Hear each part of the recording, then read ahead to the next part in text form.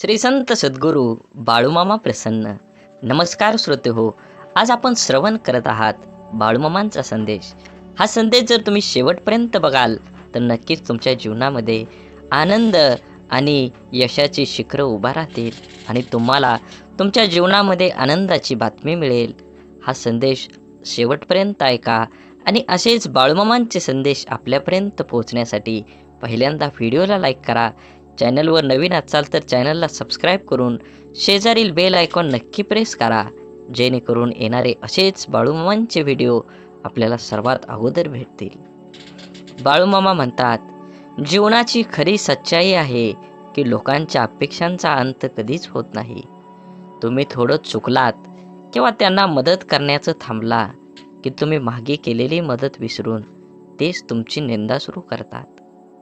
तुम्ही तुमचं कर्म करत चला, कोणाला संतुष्ट करण्याचा प्रयत्न करू नका, कारण कोणीच तुमच्याकडून कायमस्वरूपी संतुष्ट होणार नाही. आयुष्यात आलेल्या एका दुःखामुळे आपण जर हताश होऊन बसलो तर पुढे आयुष्यात येणारी सुख आपल्यावर रुसून निघून जातील. त्यामुळे जीवनातील प्रत्येक क्षण हा अमूल्य आहे, तो आनंदाने जगा. तुम्ही कितीही चांगले वागण्यात व्यस्त असला तरी दुनिया मात्र तुमच्या चुका शोधण्यात नक्कीच व्यस्त असते. असेच बाळूमामांचे संदेश आपल्यापर्यंत पोहोचण्यासाठी पहिल्यांदा व्हिडिओला लाईक करा. चॅनलवर तुम्ही नवीन असाल तर चॅनलला सबस्क्राईब करून शेजारील बेल आयकॉन नक्की प्रेस करा आणि बाळूमामा प्रसन्न कमेंटमध्ये लिहायला विसरू नका. तुमच्यावर आणि तुमच्या कुटुंबावर बाळूमामांची कृपादृष्टी अखंड राहील. पूर्ण विराम म्हणजे शेवट नाही, कारण आपण त्यानंतर नवीन वाक्य लिहू शकतो. त्याचप्रमाणे जीवनात अपयश आलं तर तो खरा शेवट नसतो, तर ती नवी यशाची सुरुवात असते. देवाकडे पाठ असताना तुम्ही काय वागता आणि देवासमोर उभा राहून तुम्ही काय मागता यावर बऱ्याच गोष्टी अवलंबून असतात. जे घडतं ते चांगल्यासाठी. फरक फक्त एवढाच असतो की ते कधी आपल्या चांगल्यासाठी घडत असतं तर कधी दुसऱ्याच्या चांगल्यासाठी. गोष्ट संस्काराची आहे. कोणी दगड मारायला शिकवतात तर कोणी सन्मान आदर करायला. समाधानाने तोच हसू शकतो जो दुसऱ्यांचे वाईट कधीच करत नाही आणि चिंताही नाही, आणि तेच चांगले झोपू शकतात जो इतरांच्या चांगल्याचाच नेहमी विचार करतो. मनात चांगले विचार हे सर्वात स्वस्त औषध आहे. माणूस वाईट कधीच नसतो. माणसावर जी परिस्थिती येते ती वाईट असते. ते चांगल्या कर्माने बदललं जाऊ शकतं. वाईट प्रसंगी साथ देणारी माणसं, मग ते नातेवाईक असोत वा नसो, हीच खरी आपली माणसं असतात. जीवनात वादळं देखील आवश्यक आहेत. तेव्हाच कळतं कोण हात सोडून पळून जातं आणि कोण हात धरून चालतं. तुम्ही चांगले आहात की वाईट याचा विचार कधीच करू नका, कारण जेव्हा लोकांना तुमची गरज असते तेव्हा तुम्ही चांगले असता आणि जेव्हा त्यांना गरज नसते तेव्हा तुम्ही वाईट असता. तुमचा आजचा संघर्ष हाच उद्याचा तुमची ताकद निर्माण करतो. यश मिळवायचेच असेल तर स्वतःवर काही बंधनं घाला.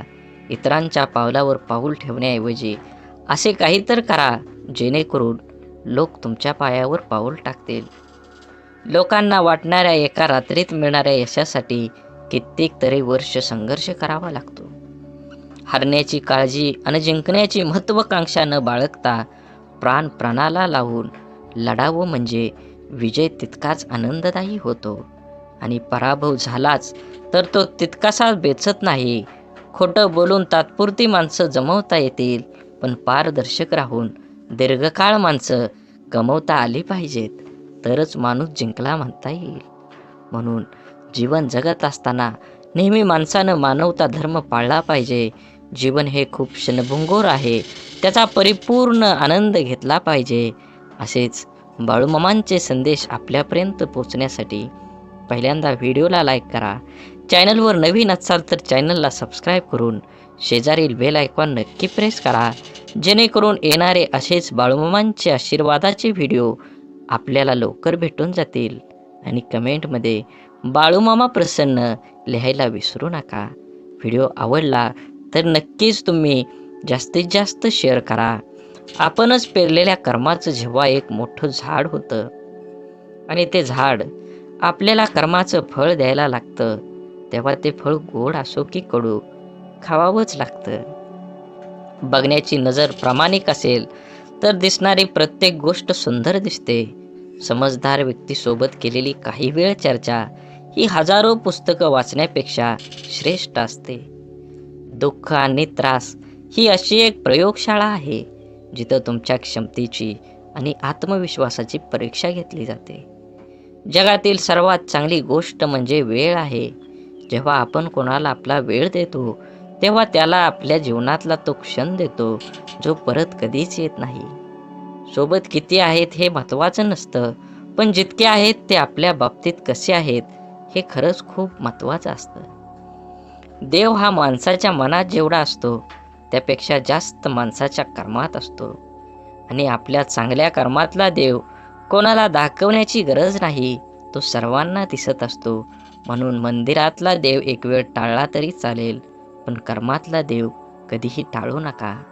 सुखासाठी धडपड हवी, पण त्या सुखाला कुठंतरी समाधानाची सीमा असावी. आपलं आयुष्य इतकं छान, सुंदर आणि आनंदी बनवायचं की निराश असलेल्या व्यक्तीला आपल्याला पाहून जगण्याची नवीन उमेद मिळेल. आधार शोधण्याच्या नादात तुमचं मन घाण ठेवू नका, नाहीतर दुःख व्याजासकट तुमचा हिशोब घेतं. इतरांकडून कमीत कमी अपेक्षा आणि स्वतःकडून जास्तीत जास्त तडजोड या दोनच गोष्टी प्रत्येकाचं जीवन आनंदी आणि यशस्वी बनवू शकतात.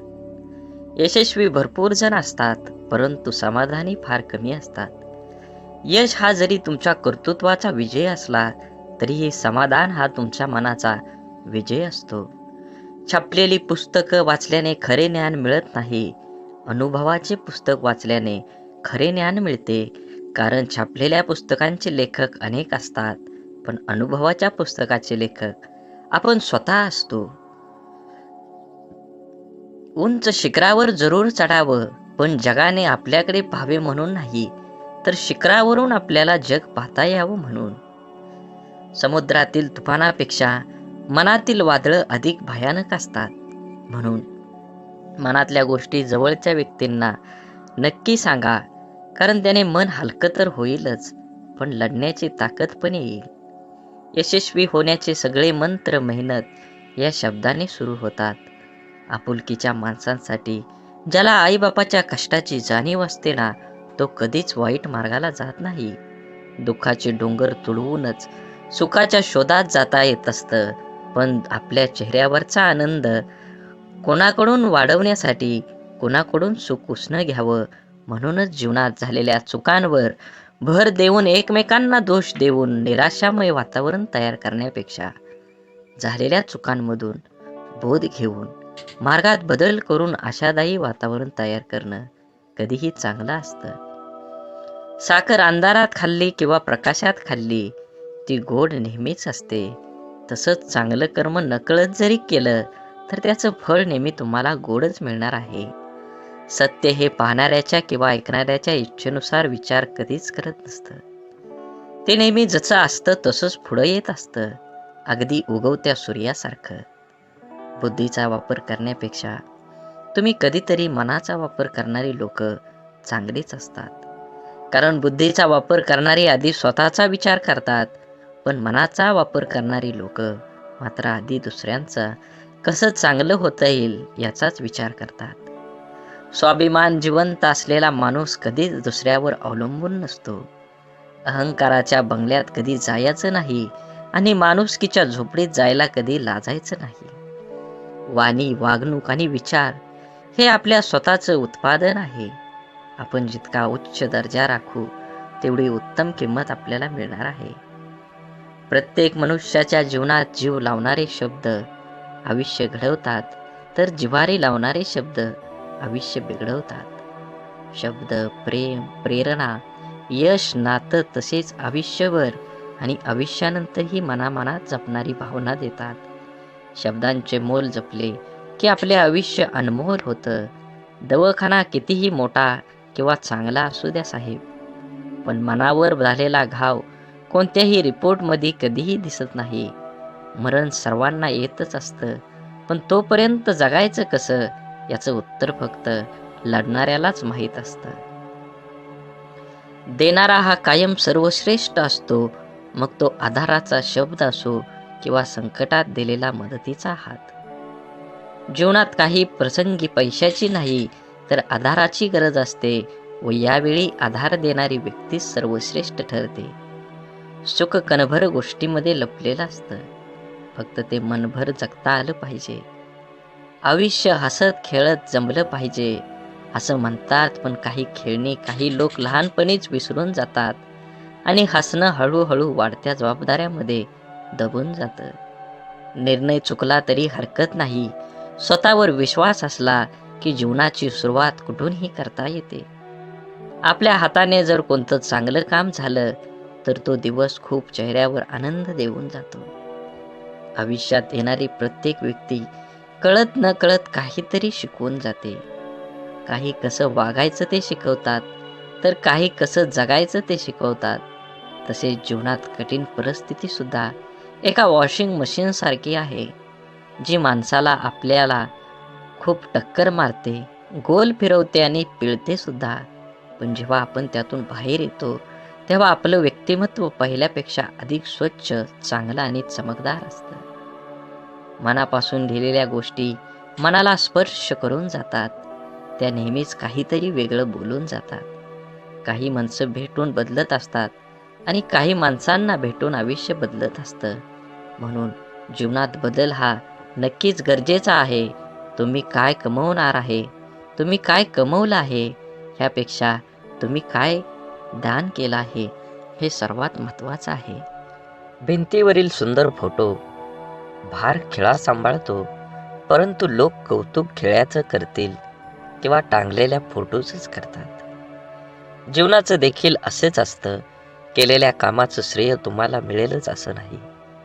दोन गोष्टी कधीच संपू देऊ नका, मनाचं बालपण आणि अंतःकरणातील देवपण. हे संपलं की माणूस संपला. स्वभाव असा ठेवला की जीवनात भेटलेली प्रत्येक व्यक्ती आपल्याला आयुष्यभर विसरली नाही पाहिजे. मोबाईलचा वापर दूरदर्शन पाहण्यापेक्षा जास्त घातक आहे. मोबाईल तुम्ही इतका जवळ धरता, एकटक पाहता की त्यामुळे त्याचा दृष्टीवर परिणाम होतो. मानेचा शिरा, पाठ, कंबर या सर्व अवयवावर ताण येतो. या सर्वांचा जास्त घातक परिणाम चेतासंस्थेवर होतो. मेंदूवर विपरीत परिणाम होतो. चिडचिड वाढते, रागीटपणा वाढतो, जोरात ओरडावेसे वाटतं.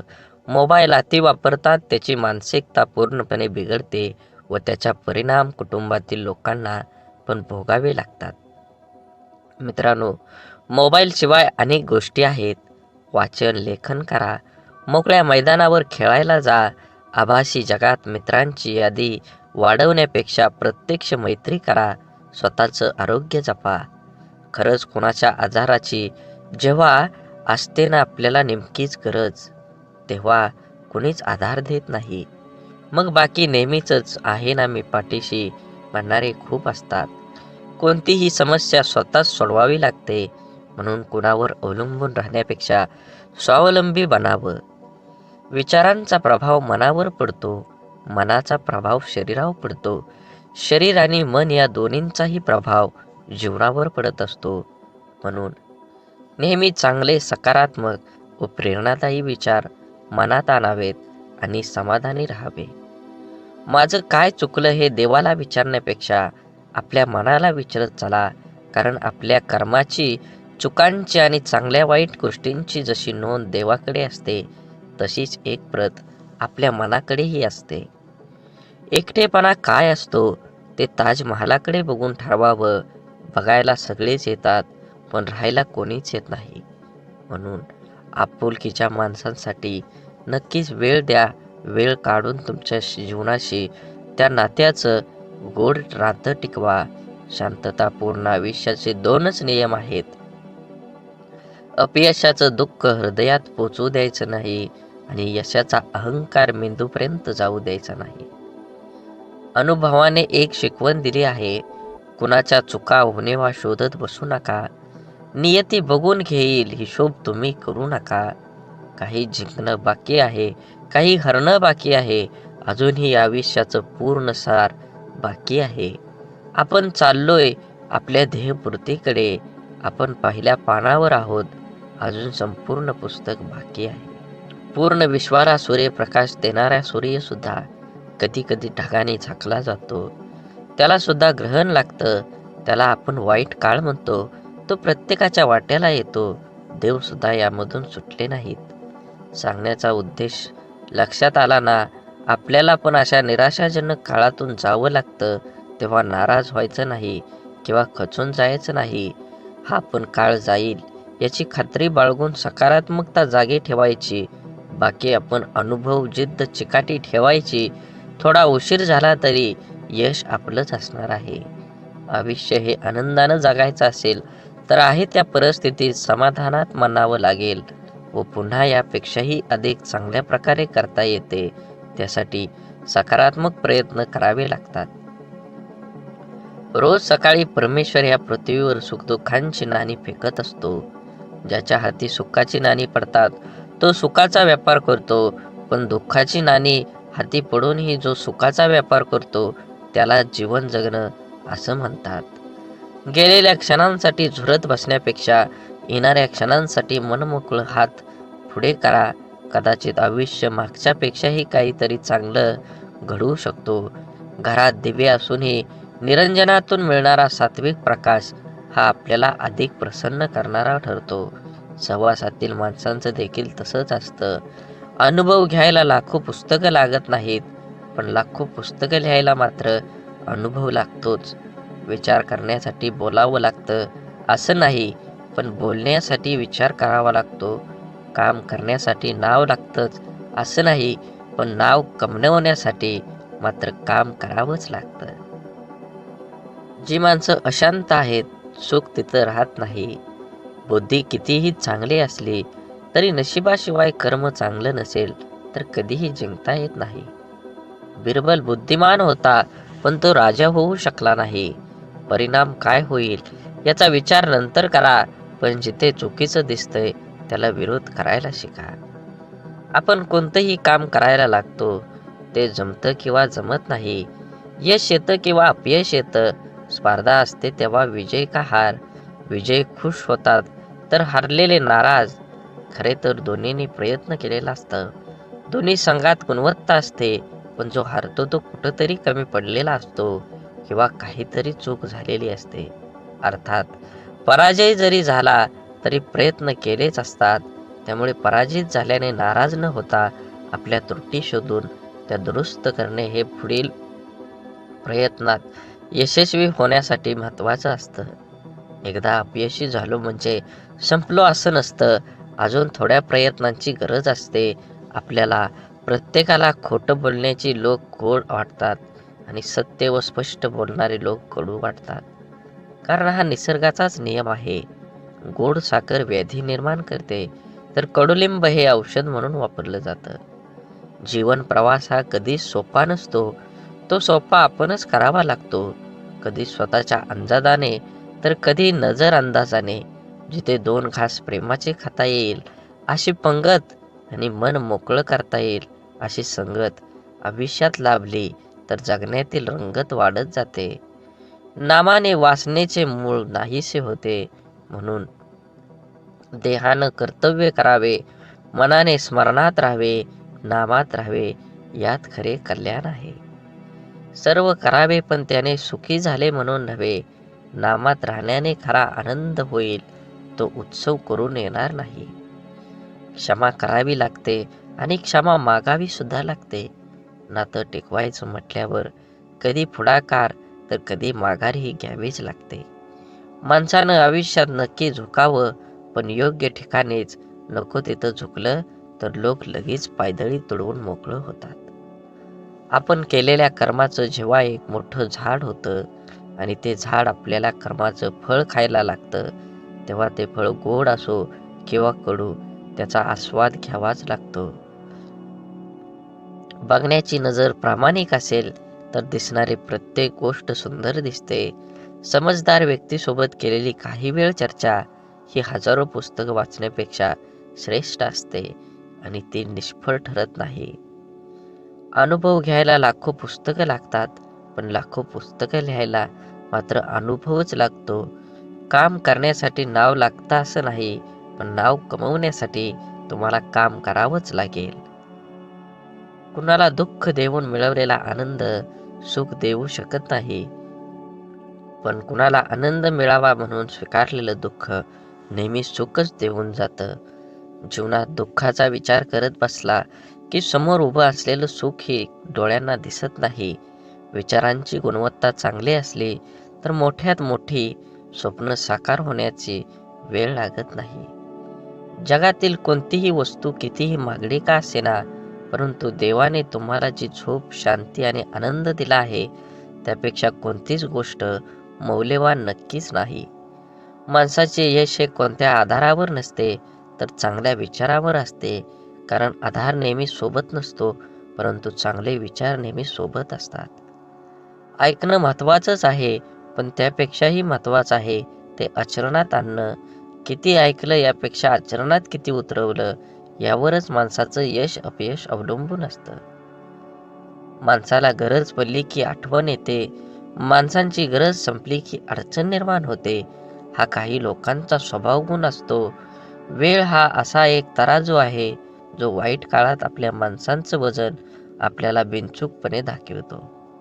ज्या दोन माणसांना एकमेकांना समजून घेण्यासाठी जगातल्या दुःख दुसऱ्या कोणत्याच माणसाची गरज लागत नाही, तिथंच खरं प्रेम नांदत असतं. आपलं वाईट चिंतणाऱ्यापासून 4 पावलं लांबच राहिलेलं बरं. त्या व्यक्तीशी नातं नसलेलंच बरं. कारण जिथे द्वेष आहे तिथे कधी चांगली भावना असू शकत नाही. त्या नात्याला अर्थ असू शकत नाही. ते नातं निथळ भावनेने जोडलेलं असू शकत नाही. जो आपलं वाईट चित्तो तो व्यक्ती आपला असू शकत नाही. आयुष्यात काही गोष्टी अशा असतात की नशिबात जरी नसल्या तरी आठवणीत मात्र आयुष्यभर राहतात. अशा गोष्टींमुळेच आपल्याला आयुष्यात जगण्याची प्रेरणा आणि आनंद मिळतो. माणसाला गरजेपेक्षा जास्त मिळू लागलं की माणुसकी विसरून लागतो. ज्या माणसाच्या मनात स्वार्थ नसतो तीच माणसं चुकीला चूक आणि बरोबरीला बरोबर म्हणायची हिंमत ठेवतात. परिस्थिती जाणीव असली की पावलं मापातच पडतात. आयुष्य आणि पुस्तकाचं व्याकरण सारखंच आहे. शब्दांची निवड चुकली की वाक्य बिघडतं आणि माणसांची निवड चुकली की आयुष्य बिघडतं. जीवनात कमीत कमी एक मित्र काचेसारखा असावा आणि एक सावलीसारखा जरूर कमवा. कारण काच कधी खोटं दाखवत नाही आणि सावली कधी साथ सोडत नाही. काळजी घेणं आणि स्वार्थाशिवाय प्रार्थना करणं हे सर्व खऱ्या नात्यांची लक्षणं आहेत. या जीवनात कधी कुणाचा काळ असतो तर कधी कुणाची वेळ असते. आज वाऱ्याने उडणारा कोरडा पालापाचोळा तर कधी कालची नयनरम्य निसर्गाची पांघरलेली हिरवळ असते. जेथे निर्मिती आहे याचे निर्माल्य सुद्धा ठरलेलं असतं. म्हणून आयुष्यातील प्रत्येक क्षणांचा आनंद घ्यायला शिका. जीवन हे क्षणभंगूर आहे, त्याला आनंदी बनवा. सुख इमानदार असतं, थेट काळजात शिरतं आणि दीर्घकाळ तुमच्या सोबत राहतं.